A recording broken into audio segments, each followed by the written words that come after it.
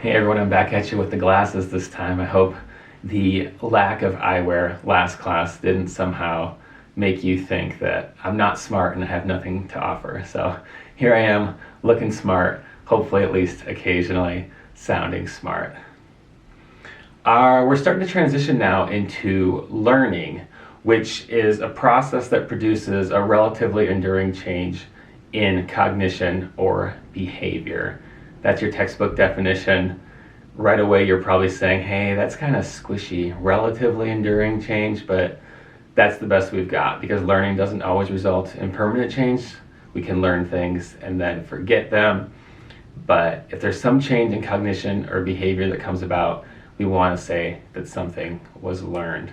Now, if you think about that, how much of what you've learned, how much of what you know, do you think actually came in a formal setting like this or in a classroom, somebody logically laying out reasons to believe something and then you saying, oh yeah, okay, that makes sense, and I do? My guess is it's far less than 50%, maybe it's less than 10%. So the vast majority of the things that we've learned, we haven't learned in a systematic, educational, logical, or rational manner. Food for thought. If nothing else, that might mean that some of what we've learned is a bit suspect, and some of what we've learned has been placed in us by people with agendas. So we'll come back to that topic. When psychologists talk about learning, though, they don't typically talk about classrooms. They talk about classical conditioning, operant conditioning, and social learning or modeling, to give you the three big categories that we'll spend some time on in the next few days. Starting with classical conditioning, this is learning by association. So essentially two things are often paired together, and then we learn that association and our body involuntarily responds. So if you think about Pavlov's dogs, and I have a video up there for you on Pavlov and the dogs, if we consistently pair the food with the bell, then at some point the bell elicits the same response that the food did, which was the dog salivating. The dogs aren't choosing to salivate. They're not saying, I think I should salivate now, right? It's just happening automatically. So that's the way classical conditioning works. If you go to the movie theater and you're suddenly feeling hungry for popcorn, that's classical conditioning, right? If you've paired that food with that stimulus enough times, now you're involuntarily having a certain response to it. Fear responses work this way. All kinds of responses work this way. I gave you another video, which is the baby Thelbert Experiment. 100 years ago, we could do some fucked up things that we would never get through an ethics board today. So this is kind of horrific in a sense. Don't try this one at home. But it just shows how powerful classical conditioning can be with humans as well, and not just babies, right? It's everywhere around you. If you think about advertising, a lot of what advertisers are doing is utilizing classical conditioning. So they're pairing certain stimuli in the hopes of eliciting a response. Think of your typical beer commercial, for example. It's not going to lay out arguments for why you should drink the beer. You know, have X number of calories in this sense. It's not that, right? It's a person probably on a beach surrounded by beautiful, attractive people who all are showing interest in them. And this is absolutely absurd, but again, it's classical conditioning. The advertisers want to elicit that response in you, those feelings when you think of the beer, so that you're more likely to buy it. And you're probably thinking, that doesn't work on me. That's the most ridiculous thing I've ever heard.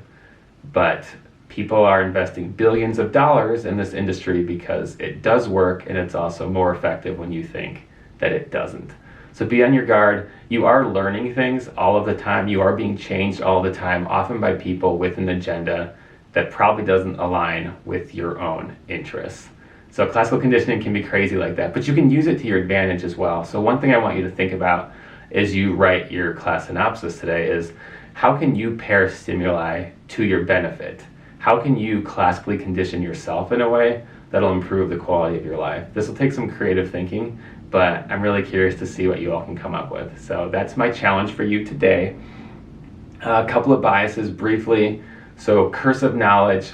This is the fact that the more you know about something, oftentimes the harder it is to explain it or relate to somebody who doesn't know it. So you might have teachers who are brilliant but make no sense. Hopefully I'm not one of them, probably on either end. Hope it makes sense and maybe don't fit the brilliant category.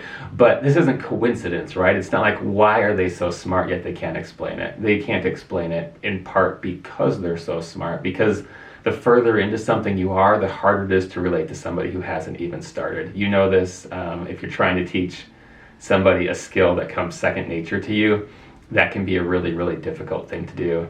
If you've worked a job for a long time and then you were asked to train somebody new, you were probably struggling a little bit to remember what it was like when you didn't know all the things that are super obvious to you now. So that's how cursive knowledge works. And then the other bias I have for you is the Bader-Meinhof phenomenon. It's also called the frequency illusion, but I wanted to give you the fancy name so that you can feel fancy. But basically, when something new is on our radar, we tend to see it everywhere. So I give the examples of cars quite frequently.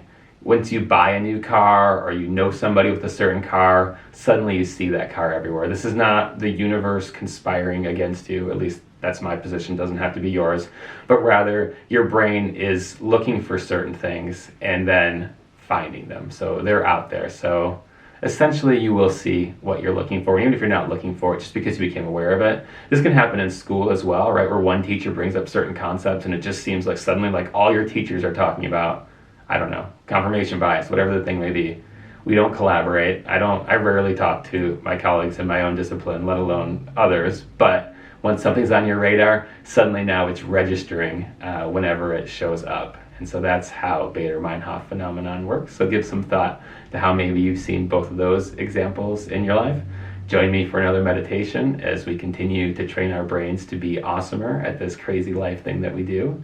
And I'll look forward to talking to you again soon.